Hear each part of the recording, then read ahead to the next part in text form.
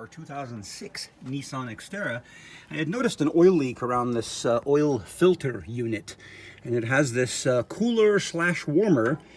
You won't be able to get to it without removing the oil filter, because it's this unit right here that goes all the way through. And you can see from the vantage point of lying underneath the car, and you can see the little splash guard right here that catches the drain from the oil filter. But that's where the unit is, and yeah, I've got some of the lower pieces removed on this Xterra here. You can see that you have some room here to turn this around. It's got two hoses going into it. You'd rather not disconnect them because it's coolant. But let's see if we can take a look under here. You can see how I really tried to clean up the area where the O-ring sits. It's hard to see, but before it had a lot of burnt oil and crud in the area where the O-ring sits as it shrank away. And like a lot of people have found, that bolt in the middle was not very tight.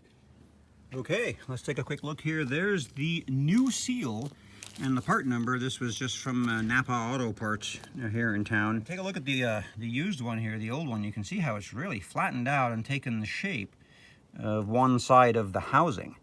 The new one is not directional, and you can see that it's a small amount thicker and a slightly different shape when it starts out new. Okay, I've put my little trusty LED light in here, throwing light right where we need it, and I have added a little bit of just a little bit of assembly lube so that this doesn't go on dry. Kind of the same idea as when you install an oil filter.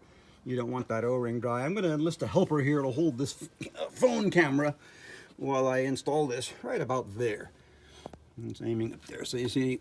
On the other hand, you can turn it and look in there. You can see how I took a lot of care to wipe those surfaces clean.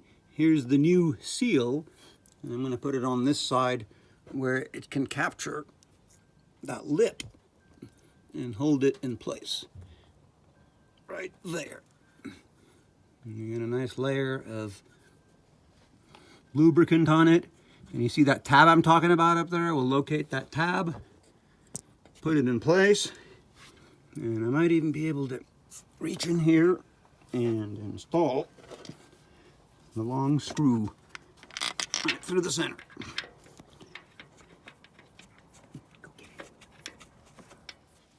All right, I have hand threaded that all the way in. If you have to fight it, something's not lined up, because that should go in by hand. Let me show you one quick thing here. This is why they begin to leak, I believe. I mentioned that little index tab up there, but look how much movement there is, even with that lock tab that the unit put in place.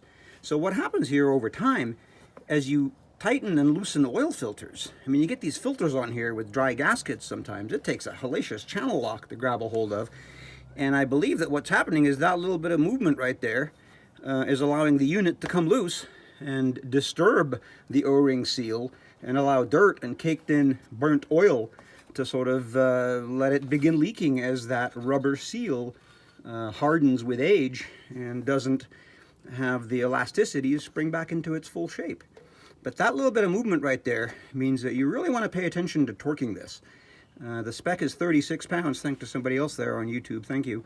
But for you Chevy guys or classic car guys like me, a 7/8. It's a 22 millimeter, but a 7/8, especially if you have a 6-point, does the job. This just isn't all that tight, and I bet you all the ones coming off with leaks are pretty loose. Here we go with the torque wrench.